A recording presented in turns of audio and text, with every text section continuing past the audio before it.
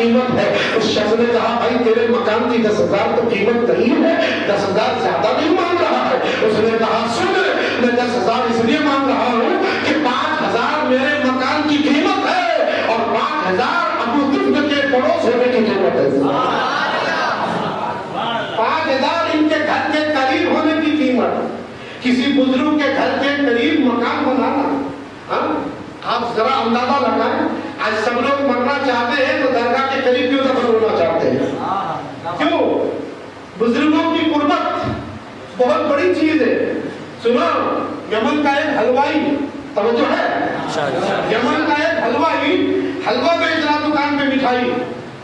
ایک آدمی نے ریٹ پوچھا مٹھائی, تو بولا جو آج کی مٹھائی وہ 100 روپے کلو ہے اور جو باسی ہے وہ 150 روپے کلو سے. جو آج کی مٹھائی ہے وہ 100 روپے کلو, جو کل کی ہے وہ 150 روپے کلو. کہا بھائی ایسی کیا بات ہے, ہمارے ہندوستان میں تو باسی سستے میں, تازی مہنگے میں. کہتا نہیں, آج کی 100 روپے, کل کی 150 روپے. کہا 150 کیوں؟ کہا کل کا دن میرے نبی سے قریب تھا. کل کا دن میرے نبی سے قریب تھا, آج ایک دن دور ہو گیا ہے, اس لیے کل کا چیز زیادہ قیمتی ہے. جو جتنا اللہ کے برگزیدہ بندوں سے قریب ہوتا ہے, اللہ اس زمین کی اہمیت کو نہیں بڑھا دیتا. کیا 5,000 میرے مکان کی قیمت ہے اور 5,000 اس بزرگ کے پڑوس میں ہونے کی قیمت ہے. اللہ اکبر. اس نے کہا بھائی یہ تو غلط بات ہے, تو پڑوسی کا فائدہ اٹھا رہا ہے. چلا جاتا ہے, ٹھیک ہے سوچ کے آتا ہوں, بیوی سے مشورہ کروں گا, اس کے بعد آؤں گا. چلا گیا. ادھر اس بزرگ کو پتا چلتا ہے ابو طفل کو کہ جو ہے میرا پڑوسی مکان بیچ رہا ہے. چنانچہ اس کے گھر جاتا ہے, دستک دیتا ہے, بھائی کیا بات ہے مکان بیچ رہا ہے, میں نے سنا ہے مجھ سے کوئی تکلیف ہو گئی ہے, ایذا پہنچ گئی ہے, میرے بچوں نے کسی طرح کی کوئی تکلیف دی ہے, گالیاں دی ہے, تجھے کچھ برا بھلا کہا؟ کہا نہیں حضور, مجھے کچھ برا بھلا نہیں کہا, میری ضرورت ہے اس لیے میں مکان بیچنا چاہتا ہوں. کہا کیا ضرورت ہے؟ کہتا ہے میرے اوپر 5,000 دینار کا قرضہ ہو گیا ہے, اس لیے 10,000 میں مکان بیچنا چاہتا ہوں. 5,000 قرضہ ادا کر دوں گا اور 5,000 سے ہی مکان لے کر کے ایک زندگی گزاروں گا. اللہ اکبر. یہ بزرگ ابو طفل جو ہے اپنے گھر جاتے ہیں, خزانہ کھولتے ہیں, 5,000 دینار لا کے اپنے پڑوسی کو دے کے کہتے ہیں یہ 5,000 میرے طرف سے انعام رکھ لے, قرضہ ادا کر لے اور یہاں سے مت جا, اس لیے کہ کل پتا نہیں کون آئے گا, تیرے جیسا نہ آیا, کہیں تکلیف دینے والا رہا تو میرا بھی مشکل ہوگا, اور تو کہیں چلا جائے گا, تجھے اچھا نہ ملا تو تیرا بھی مشکل ہوگا. پڑوسی کا حق یہ بزرگ ادا کر کے دنیا انسانیت کو بتا رہے ہیں کہ پڑوسی غم میں ہو تو شریک ہونا, خوشی میں ہو تو شریک ہونا, کھانے میں ہو تو شریک ہونا, دفتر میں ہو تو شریک ہونا, اور جہاں اچھا ہو تب بھی شریک ہونا, کوئی مسائل پڑے تب بھی شریک ہونا. اس لیے مصطفیٰ جانے والا ارشاد فرماتے ہیں کل قیامت میں تجھ سے تیرا زبان سب کر دیا جائے گا, تیرے بارے میں تیرے پڑوسی سے پوچھا جائے گا بتا یہ تیرے ساتھ کیا کیا کرتا تھا, کیا کیا کرتا تھا, کیا کیا کرتا تھا. یہ پڑوسی گواہ بھی دے گا, اور اگر اس نے اچھا کہا تو تیرا بھی بیڑا پار ہے, اچھا کہنے والے کا بھی بیڑا پار ہے. آج دنیا کے اندر سب سے زیادہ ہم پڑوسیوں کے حوالے سے پریشان ہیں. اس لیے مسلمانوں آج سب سے زیادہ سخت ضرورت ہے اپنے آپ کو سنوارنے کی, کہ پہلے اپنے پڑوسیوں سے زندگی کے معاملات کو آگے بڑھائیں اور دنیا انسانیت کو پیغام دے کہ ہمارے آقا صلی اللہ تعالیٰ علیہ وسلم نے جو پڑوسیوں کے حقوق بتائے ہیں, خبردار ہم سب کچھ قربان کر سکتے ہیں, اپنے پڑوسیوں کے حقوق کو ضائع نہیں کر سکتے. نہیں کریں گے انشاءاللہ. اور پھر سنیے, بات کرنے کا وقت نہیں ہے, 1 بجنے جا رہا ہے, قبرستان بھی جانا ہے. آج یہ کر رہا تھا کہ آج کی رات اللہ پاک نے ہمیں بے بہا نعمت عطا فرمایا ہے. آج ہر گناہ سے توبہ کرنے کی, ہر گناہ سے, چاہے سود کو ہو, یہ ہمارے معاشرے کا بھیانک مرض ہے, سود ہے نا, سود. آج ہمارے یہاں تک کہ میں نے, اچھا خالی یہی نہیں پورے ہندوستان میں یہ جو سنگ ہوتے سنگ, ہاں جہنم میں سنگ, بازار میں سنگ بولتے ہیں ساتھی، سنگ کا مطلب ساتھی. ہاں تو یہ جو سنگ چل رہا ہے اس کے علاوہ جو اور بیاج بٹے کے دھندے ہمارے معاشرے کو سب سے زیادہ تباہ کیا، سب سے زیادہ. اس مت سے بچے. جوان اچھا بڑوں کو دیکھ کے بچے بھی سیکھیں گا. ہاں آج تک چھوٹے چھوٹے پوٹے بھی پیسے جمع کر رہے ہیں.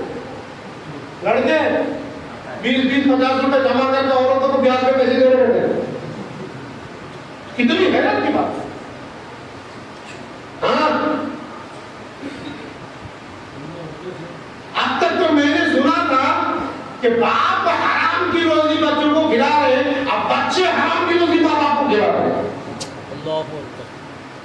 اس حد تک ہمارا معاشرہ گر چکا ہے، اس حد تک. للہ کیونکہ مصطفیٰ جان رحمت صلی اللہ علیہ وسلم نے ارشاد فرمایا ایک لقمہ حرام کا پورے خون کو، پورے وجود کو ناپاک کر دیتا ہے. 40 دن تک روزہ قبول نہیں، نماز قبول نہیں، حج قبول نہیں، کچھ بھی قبول نہیں، کچھ بھی. 40 دن تک اگر ایک گن حرام کا، چاہے وہ شراب کا جائے چاہے وہ حرام کی روزی کا جائے. آپ نے سنا نہیں شرابیوں کی تعلق سے، آپ نے سنا نہیں سود خوروں کی تعلق سے. حبیب اجمی ہر سال سنتے تو میں تو غالباً پچھلے سال بھی سنایا تھا شاید.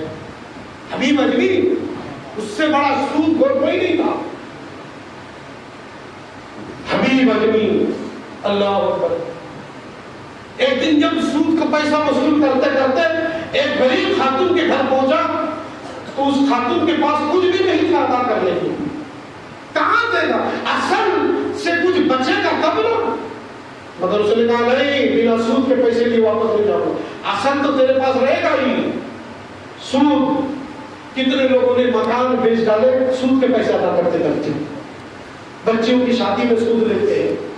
ہمارے نوجوان بھی ایسے ہی ہو گئے ہیں، جہیز کا مسئلہ اتنا کھڑا کر دیتے ہیں، شادیوں میں 300-400 بارات لے کر کے جا کر کے جو ہے سامنے والے کو تباہ برباد کر کے چھوڑ دیتے ہیں.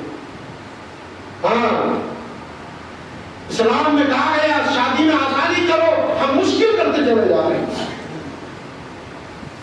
حبیب اجمی اس خاتون کے گھر گیا، کچھ نہیں ملا. اچانک کوئی اچھا آدمی اس غریب خاتون کو بکری کا منڈی اور پایا دینے آیا کہ تیرے بچے کو کھلا دینا. اس سود خور کی نظر پڑ گئی اس کے اوپر. اس نے کہا سود کا پیسہ نہیں دے سکتا، یہ بکری کی منڈی اور پایا میں لے کے جانا. وہ غریب خاتون نے پاؤ پکڑ لیا. ہفتوں ہو گئے، مہینوں ہو گئے، میرے بچوں نے گوشت نہیں دیکھا.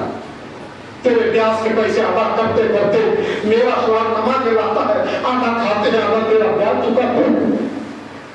آج کسی نے بھیجا ہے میرے بچے کو کھا لینے دے، نہیں مانا. ظالم، کیونکہ سود کھانے کے بعد دل کالا پڑ جاتا ہے، سیاہ ہو جاتا ہے دل. کسی کا رونا دھونا اثر نہیں کرتا.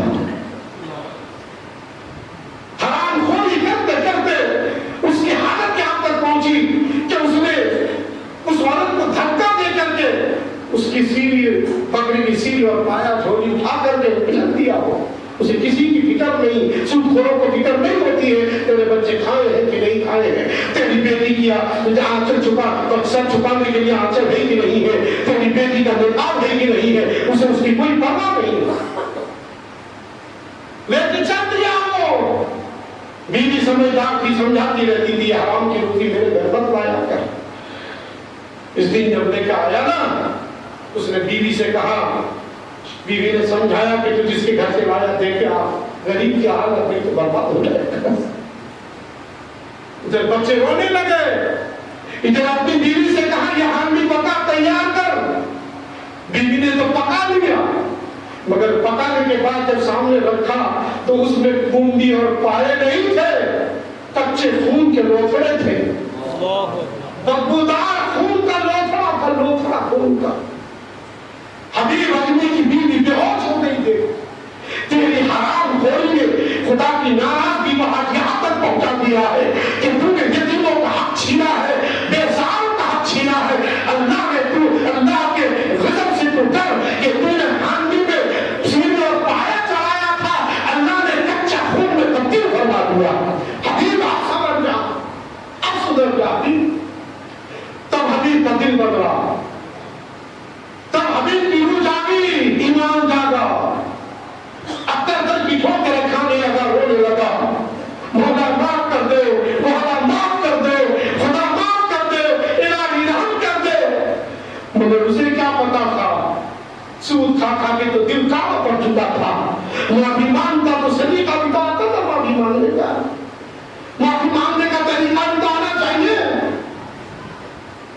किसी से मुलाकात हुई तो कहा चले जाओ हसन बसरी की बारगाह में, वही सबकी तौबा कबूल होती है। सुभान अल्लाह। ये भी खुदा का एक बंदा है, वो भी खुदा का एक बंदा है। चले जाओ हसन बसरी की बारगाह में, वही तौबा कबूल होती है। अल्लाह अकबर। हबीब आदमी जो है खरामा खरामा हजरत हसन बसरी के दर की तरफ चला जा रहा है।